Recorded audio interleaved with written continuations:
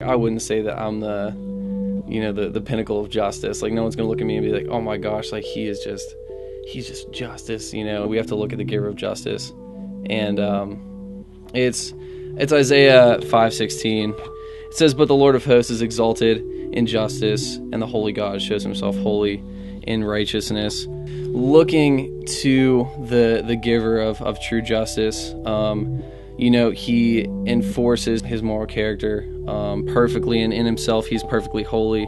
So I guess looking to him, as our role model, would serve the least in this world and put himself below those kind of people is amazing. And so looking to Jesus, like that as the giver of justice, to preface, how we go about pursuing justice in this world. What we're doing with Upper Room is we're partnering with Food for the Hungry and raising money to help the poor, life-saving effort for the poor. Basically, your basic needs: water, food for desperately hungry families. And so they go into these communities and they bring the needs to the neediest of the poor, and they also bring the gospel as well.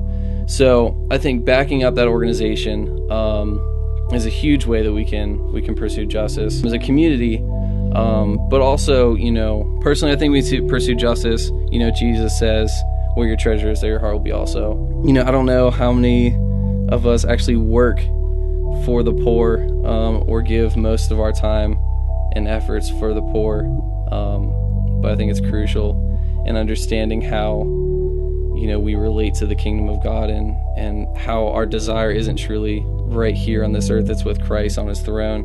But in Luke 16:8, it's the parable of the dishonest manager. The manager has got himself in this pretty ordeal, and he owes people money and stuff like that, and he's called the dishonest manager for a reason. He's being dishonest with his time and money. After getting himself out, he tries to benefit every person that was involved in this financial kind of ordeal here. Chapter 16, verse 8 says, "The master commended the dishonest manager for his shrewdness." And Jesus speaking, he says, "For the sons of this world are more shrewd in dealing with their own generation than the sons of light." So basically, as Christians, we need to be cunning, smart with our money. I think that's a huge way that we can pursue justice. So basically, to tie that all back in, every dollar that you give to Food for the Hungry is multiplied by 20. You give $1, that's $20 for the poor. And if you give $10, that's $200 for the poor. That's huge. And so as college students, we all want to be a part of something big. We can make the greatest impact as possible. I think that's, day to day in a community, I think that's the biggest way we can pursue justice.